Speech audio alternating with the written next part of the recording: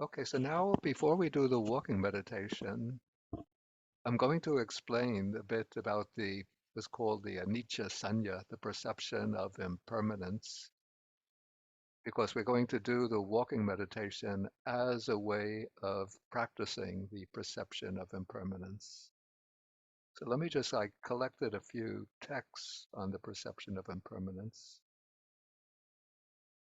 So let's just go through those texts first.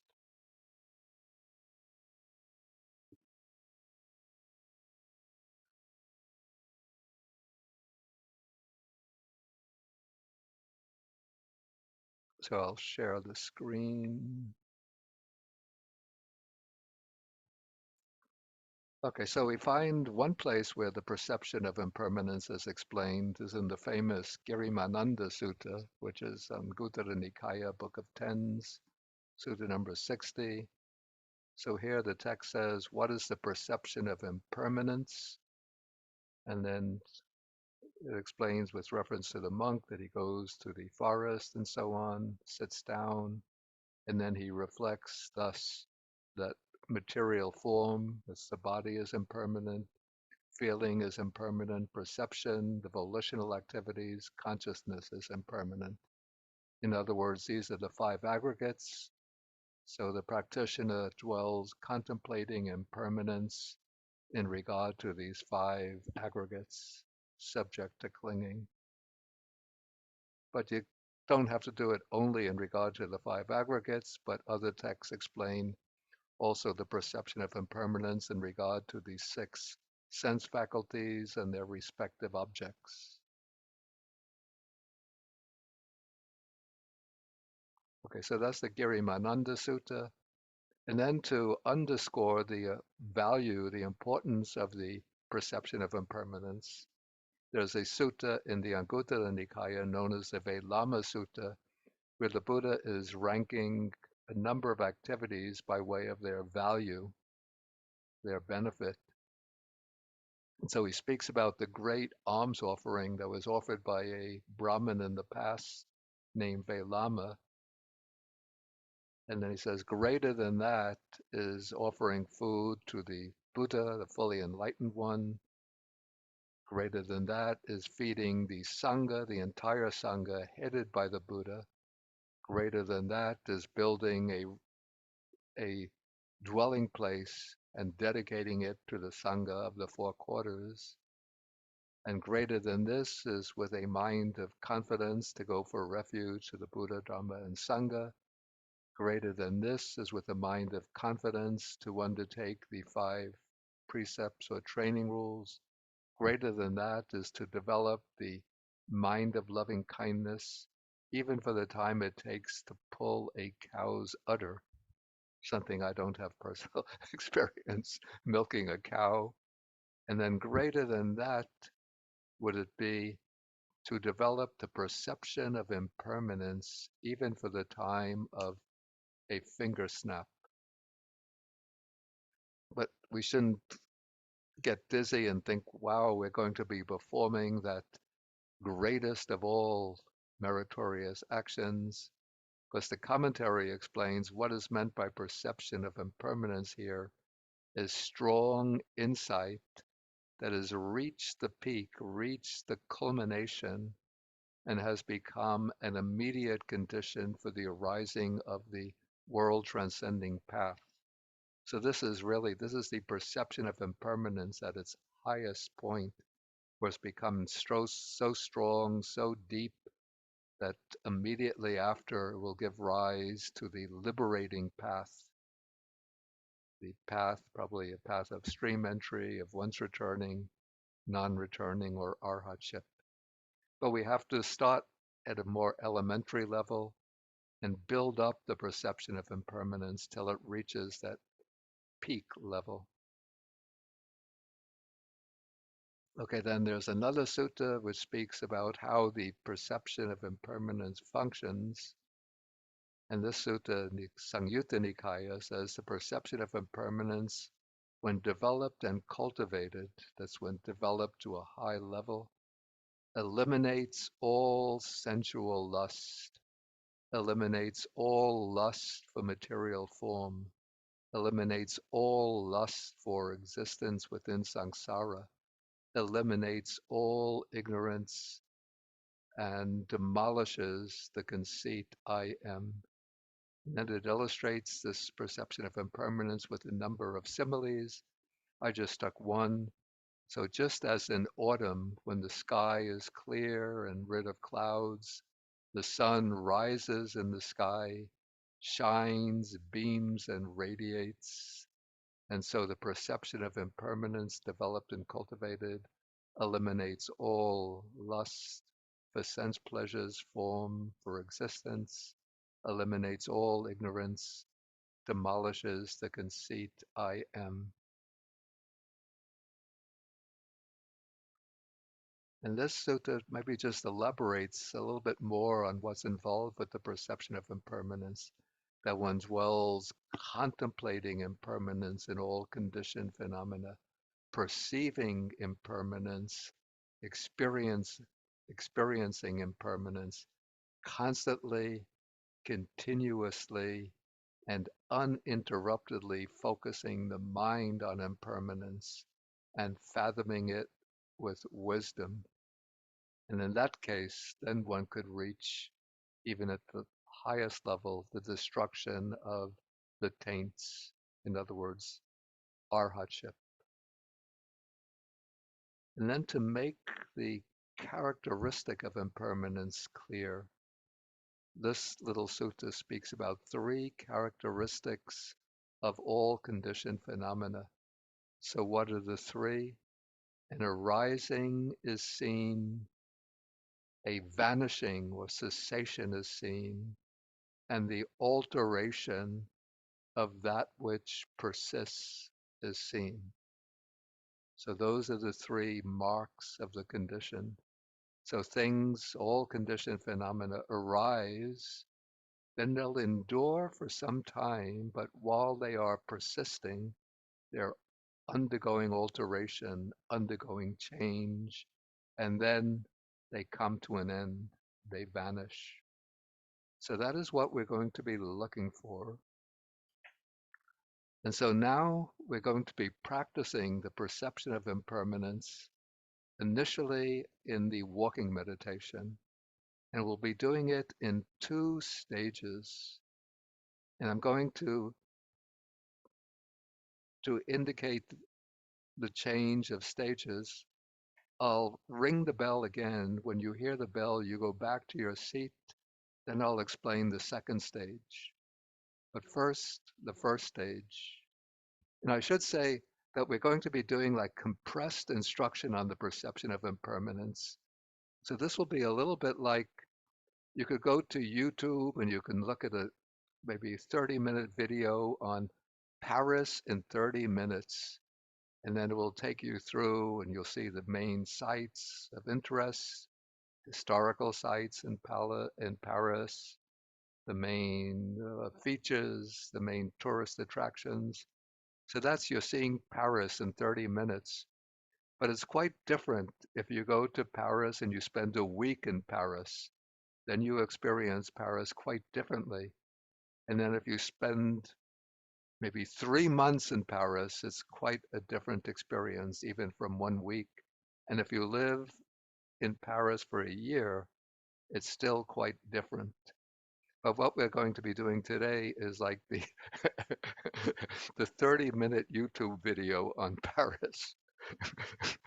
So because you've gone through these 30 minutes of practice, don't think that it's that you've mastered the perception of impermanence. To do that, you have to, at least to begin to do that, you have to spend 3 months with it, or a month with it, 3 months with it, a year with it. Okay, so we begin with the walking meditation. And now this is where we're going to be doing the walking meditation, observing each step in 3 phases. So there's the picking up, the pushing forward, and the putting down. But we're going to designate the 3 phases. When you pick up, you designate that beginning or arising. Then When you put the foot down, you designate that ending. And then while you're bringing the foot forward, pushing the foot forward, you observe the changes in the felt experience of the step. So you have to actually experience this at the physical level, not just using the mental designation, but see each step has the beginning, which is when you're picking the foot up, a persistence when you're pushing the foot forward, but you note the changes, the alteration, the felt changes in the body as you're pushing the foot forward. And when you're putting the foot down, you designate that as the ending of the step. So you have beginning, you could use the designation beginning, change, and end. Beginning, change, and end. Then you come to the end of the walkway. Again, you turn around. You go back to the starting point with beginning, change, end. Okay, so we're going to do that for about 10 minutes. I'm going to sound the gong. You return to the seat. Then I'll explain the next phase in the walking meditation for gaining the perception of impermanence. Okay, so let us go to our walkways and start walking.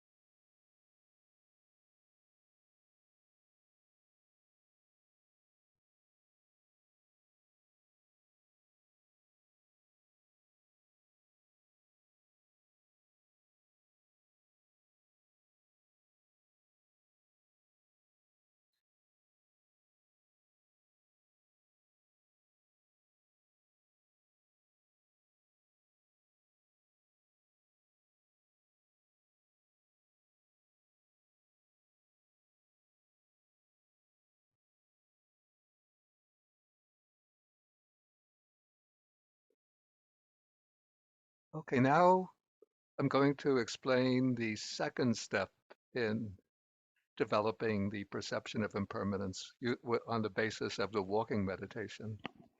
Okay, so far what we've been doing is observing the picking up of the foot as the beginning or rising, then the movement of the foot, the pushing it forward as the changing in continuation, then putting the foot on the ground or on the floor, that is the ending or ceasing or vanishing of the step. So we have each step, we could see the impermanence in each step. Each step has a beginning, a change while it continues, and an ending. Okay, now we're going to refine our attention. So when you take the step, you begin with picking up and then bringing forward, pushing forward. But now when you put the foot on the floor, you pay attention to the sensation in three phases. You'll notice you put the heel on the floor first, the heel. Then as you're lowering the foot, the sole is in contact, sole, S-O-L-E, not S-O-U-L. The sole of the foot is in contact with the floor, and then the front of the foot, the ball of the foot and the toes are in contact with the floor. And so the act of putting the foot down, there are three, you can notice three distinct phases: the contact of the heel, the sole, and the front of the foot. And so you note each of those. So there's picking up, pushing forward, then putting down, the three phases. We could call beginning, middle, end to the touch of the foot on the floor. And then you resume with the next foot picking up, pushing forward, and then putting down, beginning, that's with the heel, middle with the sole, ending with the toes. And you continue in this way till you get to the end of the walkway. And when you're going to turn around, again, there are the three phases. Okay, you stop, then you begin to turn. We could call that the beginning. Then there are these steps in turning, maybe three steps, turning, turning, turning. That's the middle, and each step is different. So that's the change in continuity. And then when you've completed the turn, that is the ending. And then you begin walking back to the starting point. And so in this way, you'll be walking slowly, very slowly, paying attention in each step again, picking up, bringing forward or pushing, and then putting down, attentive to beginning, middle, and end. So breaking up that step into these different phases. Okay, so, okay. Yeah, I don't want to take any comments now, please. And I don't agree, actually, that the 12 nidanas are in each step. Okay. Um, okay, so let us go to our walkway. We'll do this for about 12 minutes. Then we'll go back. You'll hear the gong. And then we go back to the sitting, to the sitting position. Then we'll do the impermanence in the sitting meditation.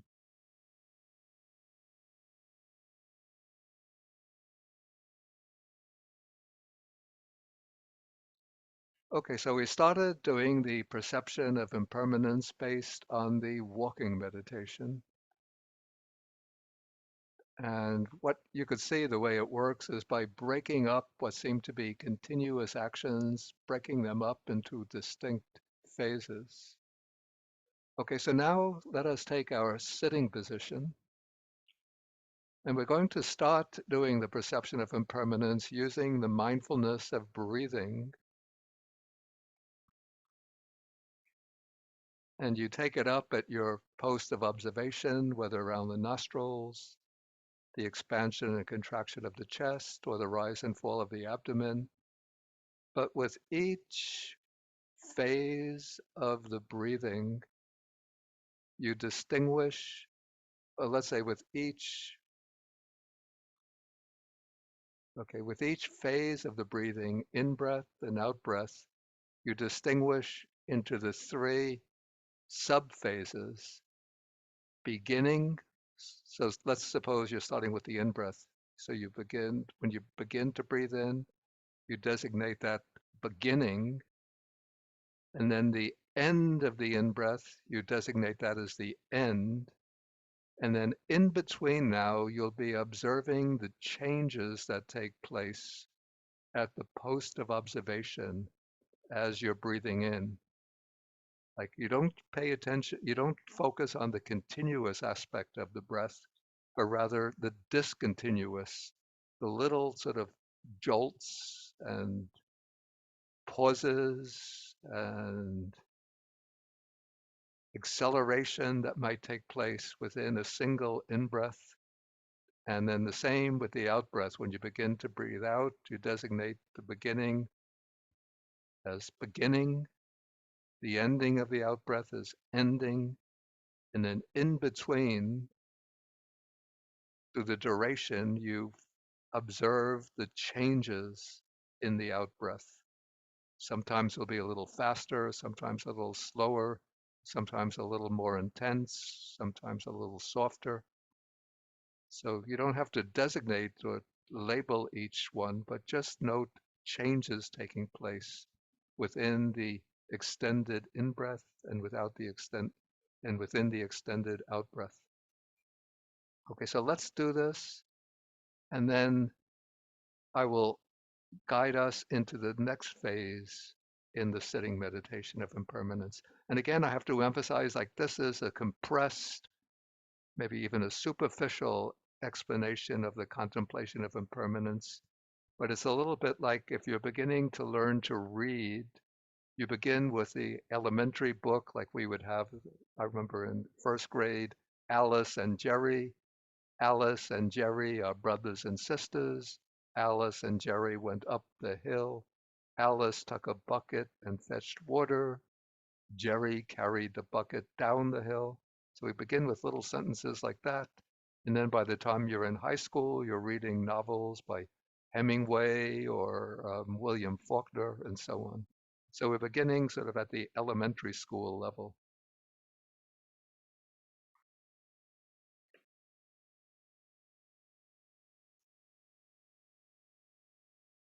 Okay, so we start with the mindfulness of breathing.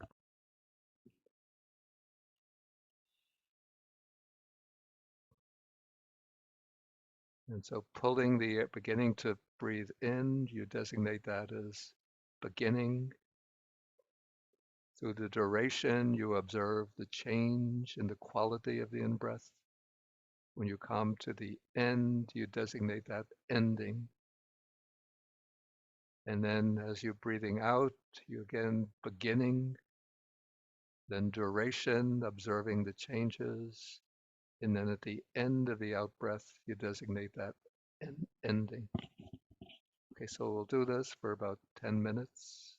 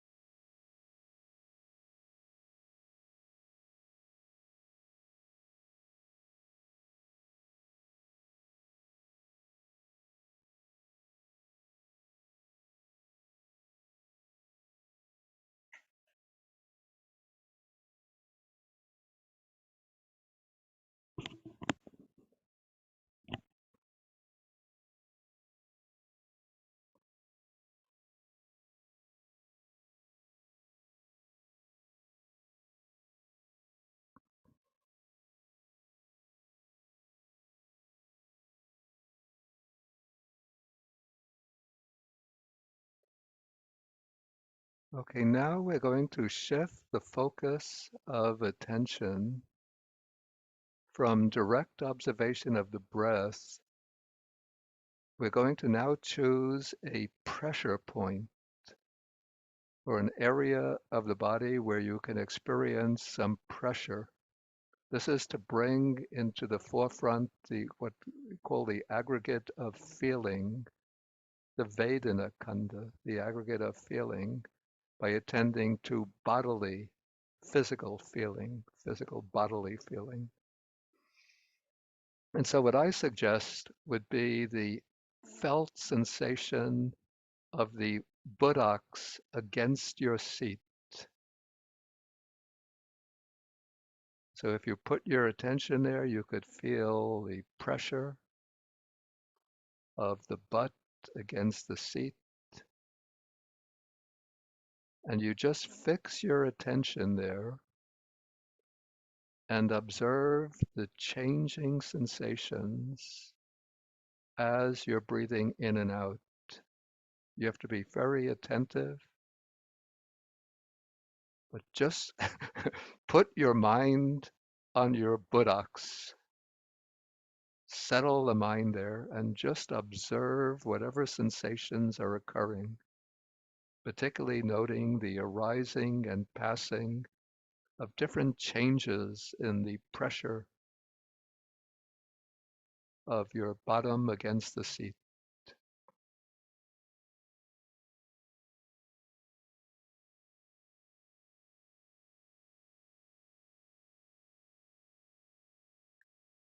And you will notice differences in the pressure between when you're breathing in and when you're breathing out.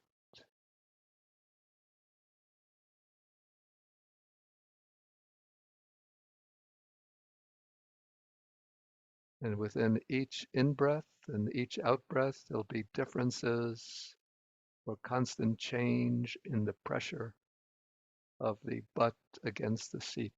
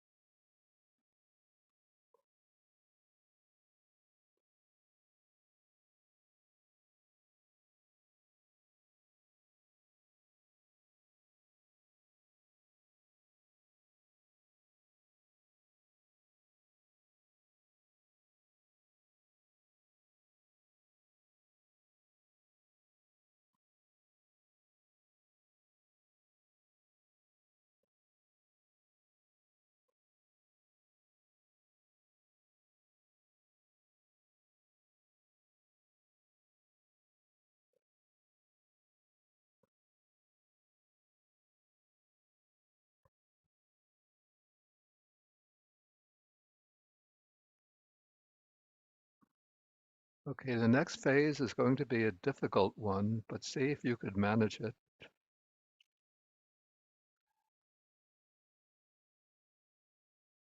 Okay, so you're paying attention to the physical, the bodily sensation of the buttocks against the seat, pressing against the seat. And there is also the mind, which is knowing the pressure, knowing the sensation.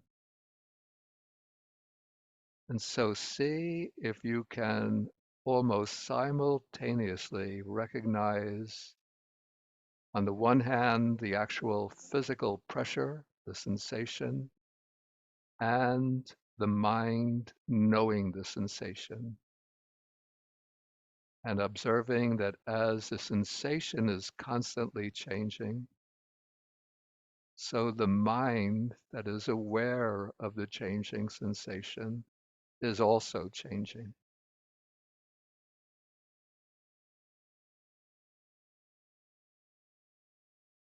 Try it and don't worry if you find it very difficult. It's usually it takes a lot of practice to be able to develop that dual awareness, but just give it a try.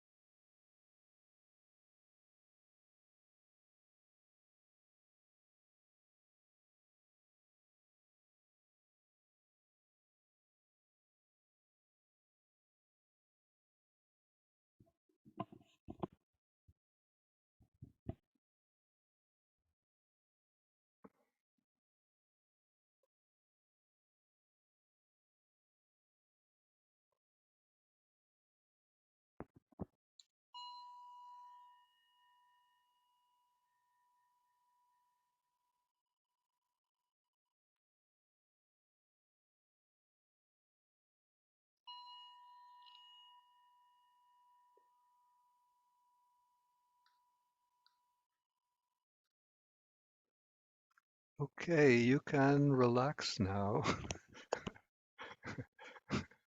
Okay.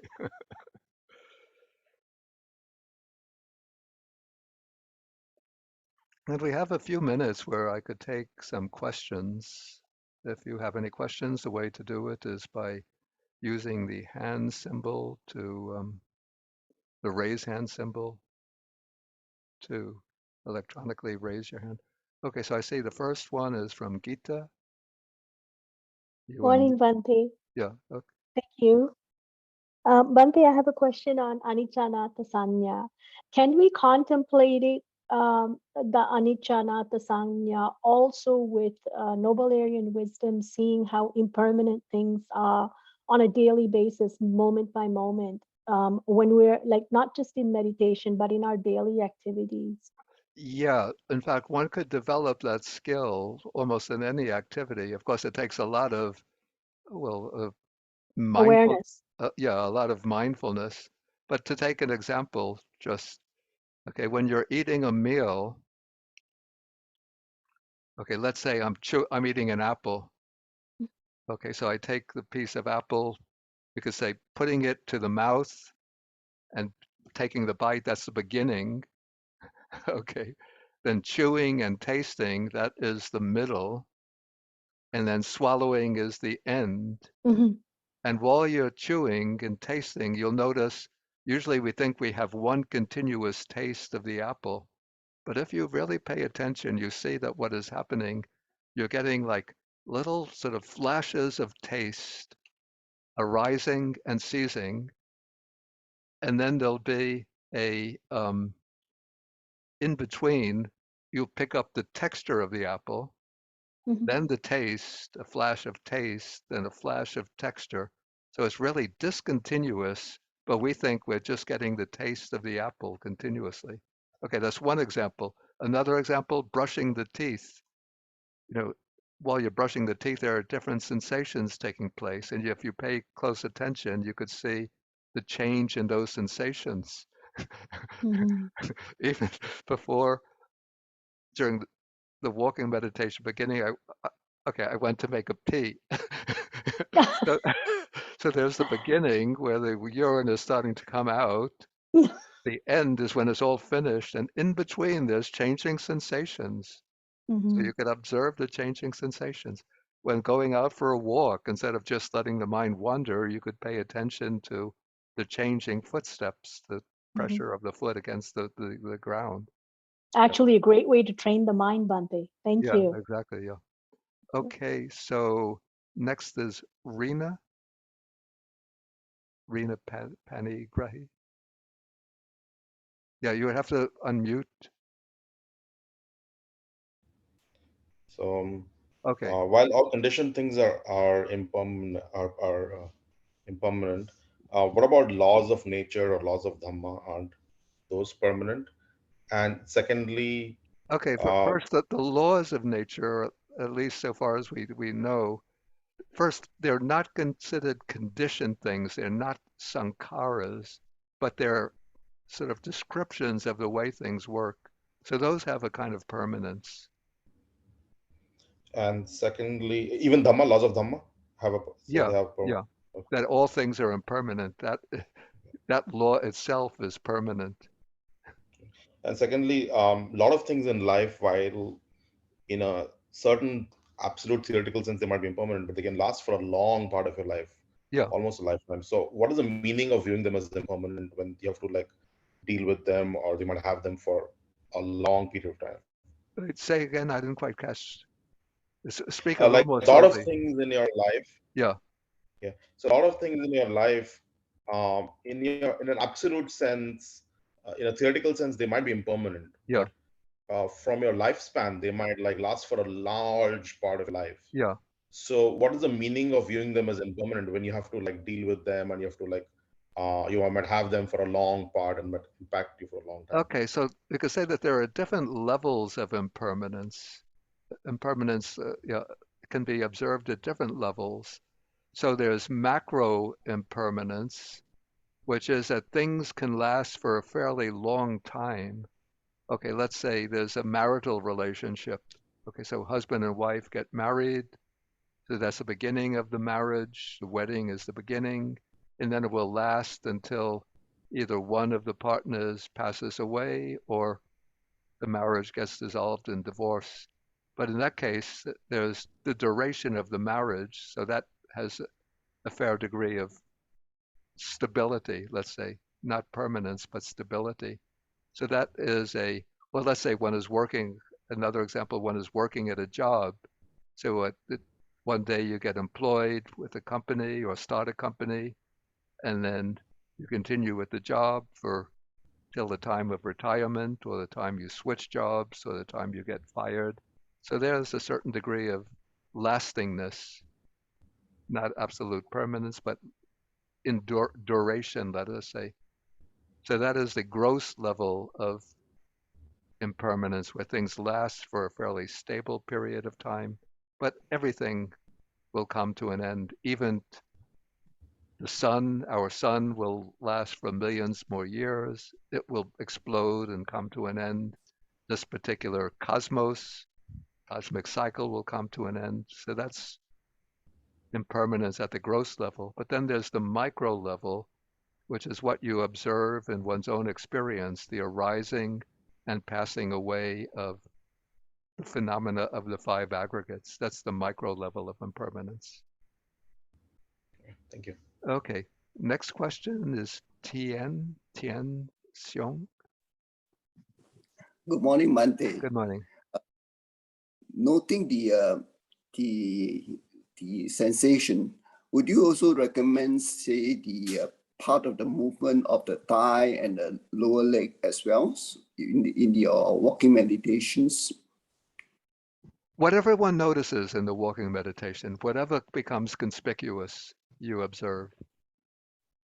But usually we pay attention when doing the moving of the foot, just try to pay attention to the whole or to the whole leg. But if anything like the thigh, the sensation the thigh becomes conspicuous, then you notice that. Okay, thank you. Okay, I'll just have time for one more question, and that is Tom Cleary. Thank you, Bhante. It was hugely helpful. I wondered about the Goenka method, which Yeah. is to sort sensations into pleasurable, unpleasurable, neutral. Yeah. I wondered if that was an example of impermanence. Yeah, actually, the Goenka system puts a very, very strong emphasis on the perception of impermanence through the observing of the sensations in the body. Yeah, so that's, I would say it's almost like the method, contemporary method, which is fine-tuned to the perception of impermanence. Thank you, Bhante. Okay, we'll have to end now. So we'll end in the usual way with the sharing of the merits. And remember I mentioned for the Wednesday evening meditation, I might be a little bit late. I'll try to be, hopefully, if I get the 5 o'clock train from New York, 5, it arrives in Cold Spring, 6:25, then I can be here by 7. If the dental work takes longer, then I might be a little late, but I'll try to arrange for somebody else to lead the session. In that case, maybe Gita can do the chanting. If Anfong is Yes, there, she Bhante. could be, or somebody else could be the responder. Yes, Bhante, no worries. Only thing is someone will have to let everybody in and share Yeah, the chanting. I will give the what do they call this? The login information to somebody else. Someone there. Perfect. Thank you, Bhante. Okay. Okay, so let us do the sharing of the merits. But I hope I'll be on time. Akasata Chabumata Deva Naga Mahidika Punyantang Anumoditva Chirang Rakantu Sasanang Akasata Chabumata Deva Naga Mahidika Punyantang Anumoditva Chirang Rakantu Desanang Akasata Chabumata Deva Naga Mahidika Punyantang Anumoditva chirang rakantu mang parang dukkha pata chani dukkha bhaya pata chani bhaya Soka Patajani Soka Hantu Sabepi Panino. May those in suffering be free from suffering. May those in fear be free from fear. May those in sorrow be free from sorrow. May all living beings also be thus. Sadhu, Sadhu, sadhu, sadhu. Thank you, Bhante. Okay, and then Thank we you, Bhante. Bhante. end with 3 Thank you, bows to the Buddha. Sadhu, sadhu, 1, sadhu. 2, Thank you, Bhante. Thank 3. you. Sorry. Sadhu, sadhu, sadhu. Bhante. Thank you, Ben. Yeah. Bow Thank to you, Bhante. Bhante. Bow to Bow to Bhante. Bhante. Thank Thank you, you. Bhante. Thank you, Bhante. Thank you, Bhante. Have a great lunch. Be safe. Take care. Okay. Thank you, Stay Bhante. healthy. Be well. See you on Wednesday. Thank you, Okay. Bhante. Thank you, Bhante. Okay. Thank you. Thank you, Bhante. Have a Okay, great thank you. day. Thank you, Bhante. Good Thank luck on you, Wednesday. Bhante. Thank you, Bhante. Yeah. Thank you, Bhante. Sadhu. Okay. Sadhu, sadhu. Okay. So thank you so Take much. care, Bhante. Bye, Bhante. Okay. So I'll have to end now.